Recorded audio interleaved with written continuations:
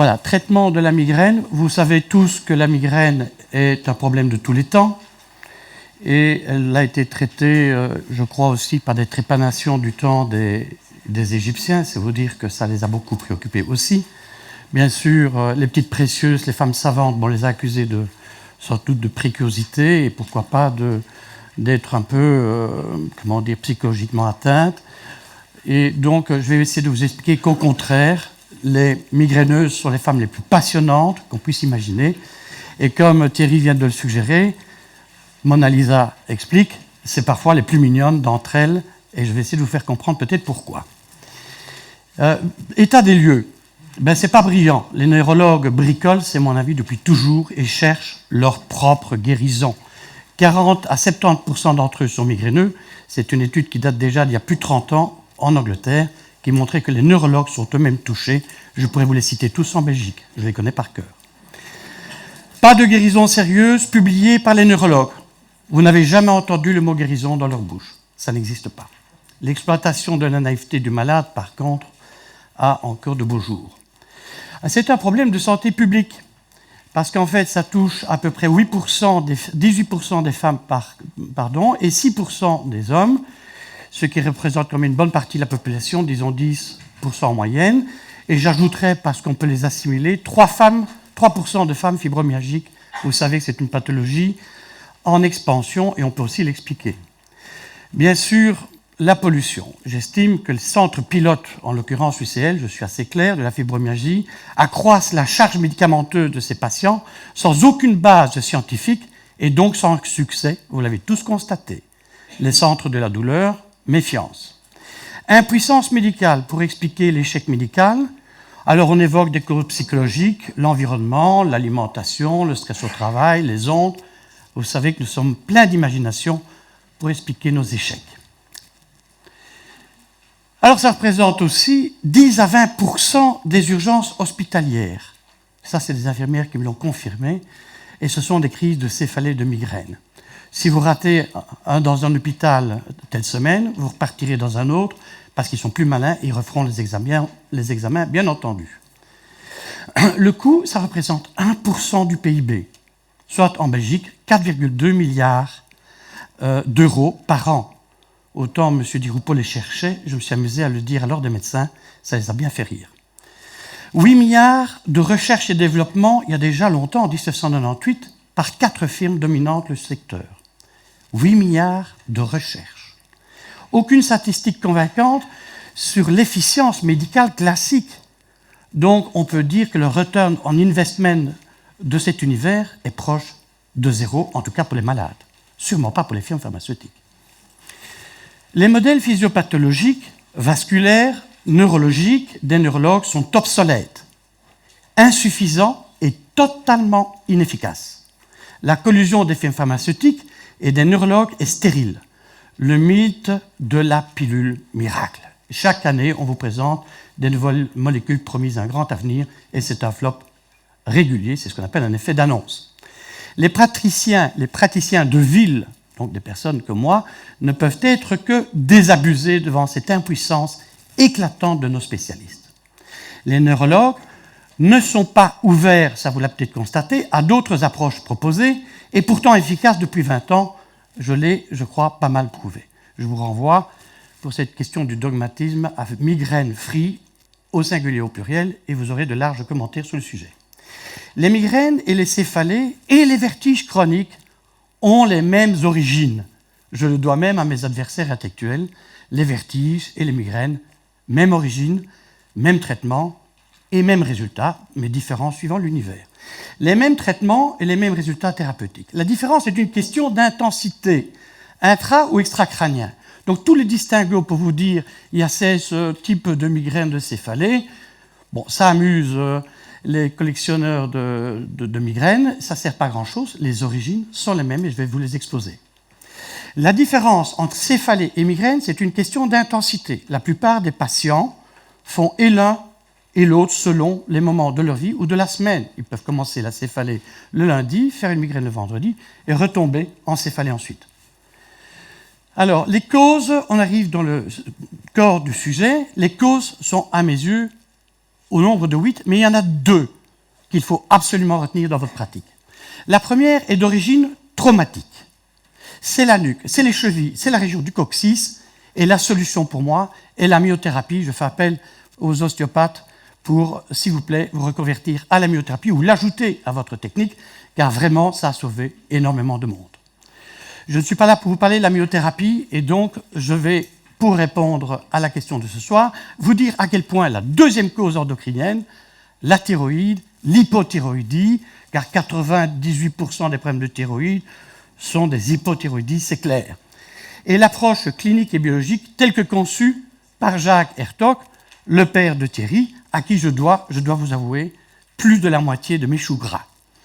C'est vraiment la solution pour ces gens, et je l'ai compris après 6 ans de pratique de myothérapie. Ça ajoute vraiment de la longueur au résultat, et vraiment, ça change leur vie, parce que comme Thierry vous l'a bien expliqué, et les autres après moi aussi, ça change toute votre vie.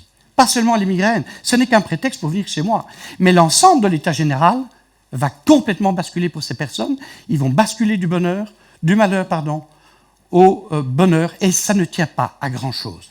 Alors, mon traitement, bien sûr, c'est la T3 et la T4 combinées, toujours, quasiment toujours. Chez moi, c'est le Tyral, mais il y a d'autres formules dont Thierry vous parlera.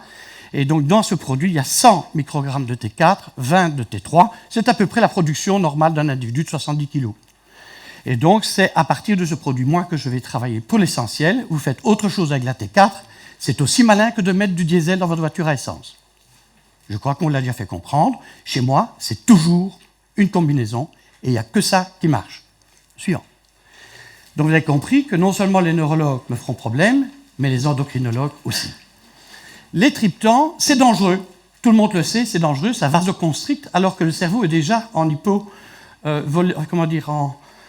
hypoxie. Et donc, s'il y a un obstacle à la fin, comme vous allez voir, du cerveau, ce qui bloque le migraineux, il ne s'agit pas d'aller bloquer l'entrée avec un triptan. Vous allez ajouter de l'hypoxie, et donc, ces gens se retrouvent dans le cake pendant 1 jour après la prise du triptan. Et comme vous savez, c'est très dangereux pour le cerveau, le cœur et les reins. Les bêta-bloquants, je ne vous explique pas, c'est aussi un produit qui va bloquer la déiodinase, donc vous aurez encore moins de T3, mais donc en toute logique, vous aurez des symptômes liés à l'hypothyroïdie, c'est-à-dire la frilosité, des picotements dans les extrémités, de l'impuissance, de la dépression. Merci beaucoup. Et il n'y a aucune preuve que les bêta-bloquants aient jamais servi les migraineux. Surtout si vous êtes hypothyroïdien, là vous avez toutes les chances de tomber avec un mal de tête continu. Alors les ANINS, ça a aussi des désavantages, parce que ça donne des ulcères, ça ne marche pas très bien, ça donne des insuffisances rénales, du leaky gut syndrome si vous en prenez à l'appel, et tout le monde sait que ce n'est pas vraiment une bonne aventure, parce que donc, eux aussi, sur le long terme, inhibent la 5'-déodinase. Le paracétamol, pas de chance, il inhibe la glutathion peroxydase hépatique et leucocytaire, donc vous aurez des processus de dépollution bien nécessaires aux migraineux qui vont être bloqués, magnifique. Donc attention aux dafalgan, à l'appel, c'est très dangereux. Les antiépileptiques, on sait que la dépakine, ça fait grossir, ça vous envoie la tête dans le cake aussi. Si vous avez le bonheur d'avoir 1 mois de rémission de migraine, vous vous retrouvez après 1 mois avec un mal continu, je ne sais pas ce que vous allez gagner. Mais c'est vrai qu'il y a eu un petit effet de départ sympathique, mais qui va plonger l'individu ensuite. Enfin, il reste les antidépresseurs. Là, c'est le sommet du risible. Vous me donnez du Cymbalta, c'est les migraineux qui me l'ont appris. Et vous vous retrouvez sans libido, c'est magnifique. Vous n'avez plus de migraine, ça m'étonnerait. Jamais avec un antidépresseur, ça n'existe pas, ni le Redomex, ça n'existe pas. Mais c'est un des nombreux essais. Et je peux vous dire que j'ai même assisté à l'UCL, un essai pour réduire des migraineux avec du lédertrexate et du médrol, pensant que ça pourrait, pourquoi pas, être une maladie aussi auto-immunitaire. Sans preuve, bien entendu. Alors, les traumatismes, je vais aller vite, puisque ce n'est pas le sujet vraiment de ce soir. En gros, quand vous avez un traumatisme des chevilles, de la nuque ou du coccyx, ça, ce n'est pas les ostéopathes qui me contrediront, vous allez avoir, c'est pour ça qu'eux s'intéressent beaucoup à votre histoire, est-ce que tu ne serais pas tombé tel jour, etc. C'est important, même si c'est il y a 30 ans. Et plus c'est ancien, plus c'est dangereux pour le migraineux, plus c'est fort. Et donc, vous devez retenir ceci. Quand vous avez un whiplash, par exemple, de la nuque, une entorse, qui c'est qui s'intéresse à ça, vous allez induire un myospasme permanent post-traumatique, un MPP. Et ça, ce n'est pas à la portée de n'importe qui de faire sauter. Il ne suffit pas de masser son petit muscle, ça ne marche pas. Il n'y a qu'une seule méthode pour réduire ça, c'est la myothérapie, c'est l'hyper-raccourcissement passif des muscles incriminés. Suivant la zone, et souvent on doit passer un peu partout. Alors, ces spasmes vont, dans la nuque, entraîner des modifications de l'ordonnancement des os du crâne, et vous avez deux trous, il n'y en a que deux, qui se trouvent entre l'occipital et l'os temporal latéralement. C'est le trou déchiré postérieur, qu'on appelle aussi le foramen ovale. Et si vous diminuez de 10% ce calibre, à droite ou à gauche, puisqu'il y en a deux, vous allez réduire le débit cérébral de sortie du côté jugulaire de 30%. C'est la loi de Poiseuil, un physicien français, qui a d'ailleurs son village dans le sud de la France, où je suis passé par hasard en pèlerinage, car toute ma vie tourne autour de ce petit trou. Il faut restaurer absolument le débit à ce niveau. C'est la seule façon de libérer une migraineuse. Donc, j'aurai l'occasion de revenir sur cette formule.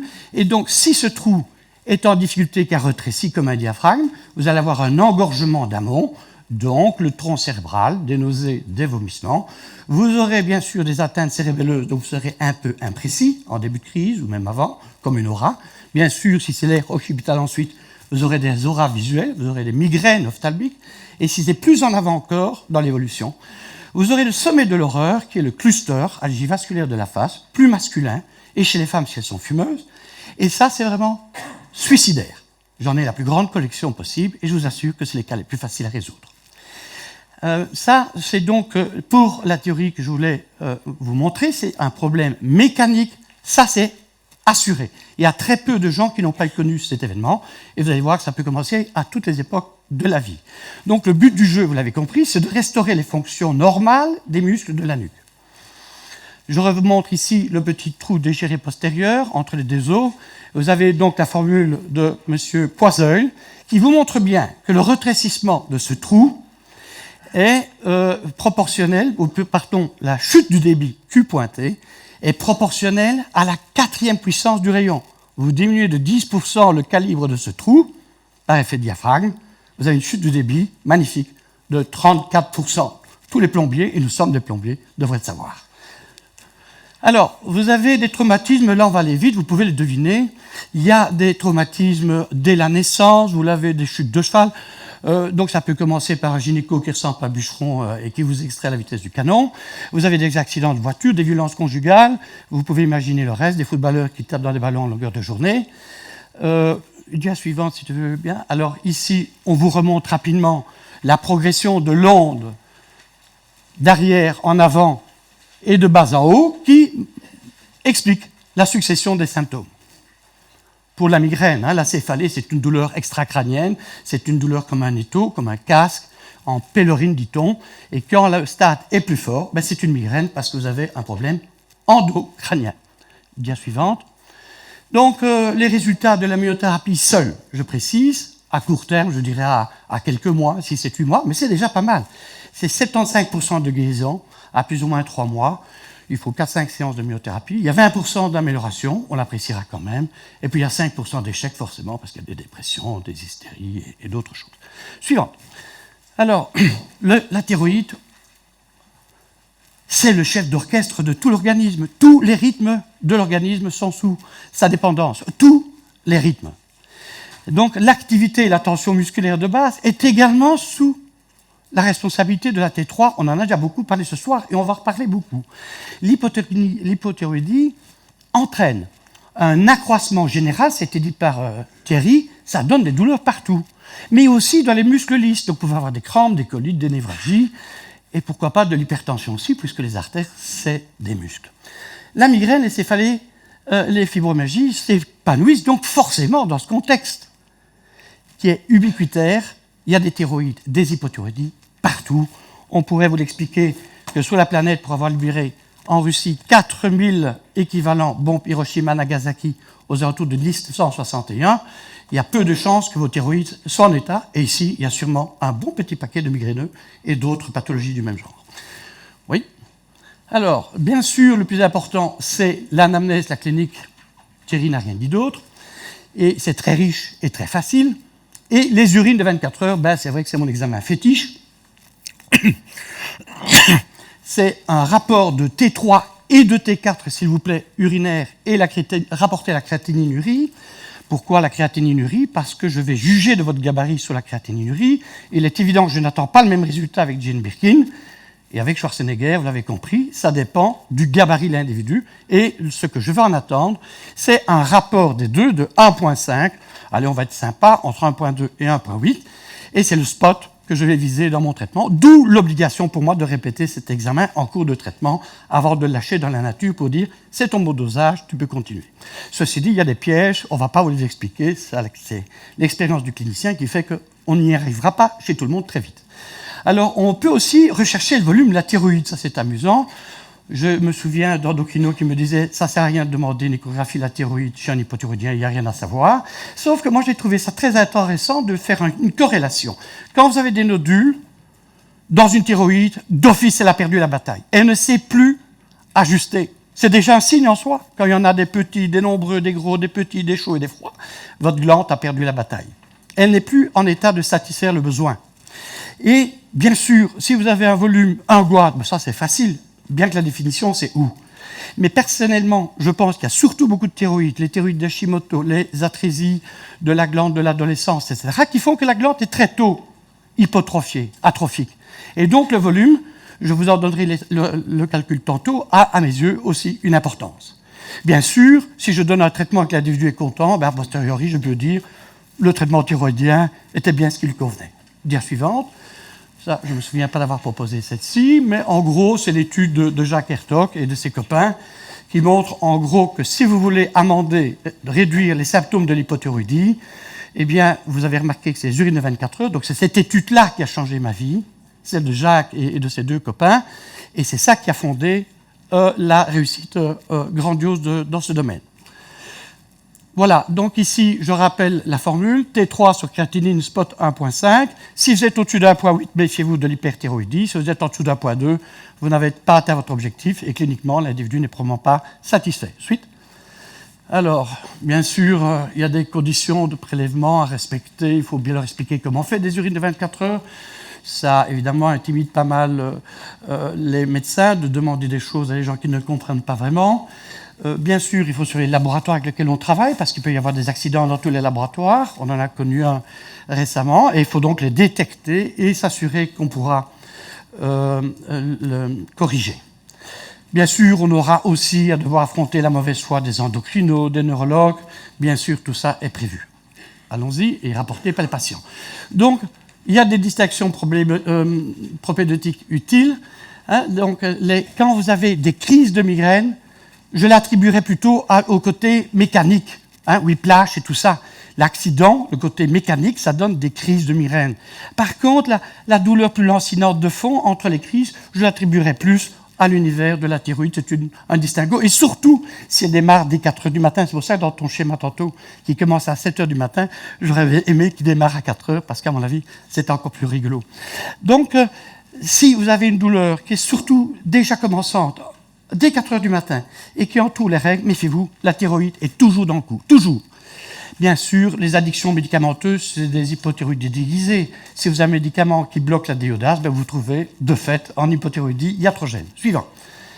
Alors, bien sûr, il y a d'autres instruments qui me sont utiles pour aider les migraineuses, c'est des lasers. C'est bien sûr choisir de traiter le liquide si on a des éléments, c'est fort à la mode, mais je crois que c'est utile. On doit renforcer, comme le disent mes copains ici présents, la surrénale, parce que c'est dangereux de trop lancer la thyroïde si la surrénale ne sait pas suivre. Et bien sûr, comme le dit souvent Thierry également, les hormones sexuelles, c'est la qualité de l'instrument de musique. La surrénale, c'est l'orchestre, et le chef d'orchestre, c'est la thyroïde. Suivant. Alors, les résultats, on arrive de la fin, je vous rassure. 95% de guérison si vous respectez le protocole, et de très grande satisfaction. À ce jour, 2650 cas de céphalée-migraine et 250 fibromyalgiques assimilés depuis 2003, c'est-à-dire la publication de Jacques Hertog, je vous le rappelle. Alors, bien sûr, en sus de la disparition des symptômes, vous aurez en bonus une altération de votre constipation, de votre frilosité, de la sécheresse de votre peau. Tout ça vous a été dit, c'est un bénéfice supplémentaire apprécié. Dia suivante, si tu veux bien. Donc, conclusion. Les migraines, les céphalées chroniques, les fibromyalgies ne sont primitivement pas psychosomatiques. Ce n'est pas un service à rendre aux femmes de dire que c'est psychologique et qu'on ne sait rien faire pour toi. Ça va la culpabiliser, vous l'enfoncez, et elle tuerait vraiment les médecins qui disent la migraine c'est psychologique, t'es une mal baisée. Je rigole pas, c'est ce qui s'entend dans des congrès. Ce qui est tordant, c'est que les neurologues eux-mêmes, migraineux, le profèrent aussi. Alors je ne sais pas ce qu'ils doivent penser de leur propre vie sexuelle, mais ça me semble curieux. Les pathologies chroniques ne sont surtout donc pas à confier au neurologue, puisque la migraine n'est pas une maladie neurologique. Elle est neurologique à la fin du processus. Mais le début, c'est pour les ostéopathes et c'est pour ceux qui s'y connaissent en thyroïde. Mais jamais les neurologues, ils n'en ont guéri jamais une seule. Les causes endocriniennes renforcent la cause traumatique, vous l'avez compris, et pérennisent le mal. 2/3 de mes patients ont 20 ans de migraine. Les malades peuvent prétendre à une guérison, à mon avis, plutôt qu'un bricolage boiteux. Est-ce qu'il y a encore autre chose? Et là, si j'ai 2 secondes, j'aurais 2 questions à poser à Thierry, qui me viennent en tête. Est-ce que tu penses que mes migraineux, bien sûr, il y a un rapport avec leurs œstrogènes? J'ai dit qu'elles étaient les plus mignonnes. Donc elles sont forcément plutôt bien équipées en moyenne d'œstrogènes. C'est d'ailleurs ça qui peut peser sur le foie. Alors, si je les traite efficacement du côté thyroïdien, si on n'est pas franchement hyperœstrogénique, même plutôt limite, est-ce que je risque pas de le plonger en hypoœstrogénie, puisque je vais aider le foie à mieux détruire ces œstrogènes? C'est ma première question. Et comme il y a un lien souvent, hélas, entre le cancer du sein et les migraineux, je crois que c'est une chose pour moi relativement sage à penser. Est-ce que je ne devrais pas doser les métabolisations des œstrogènes 2, 4 et 16 pour, puisqu'il m'est donné de les rencontrer, leur éviter éventuellement de gros ennuis? Je te remercie.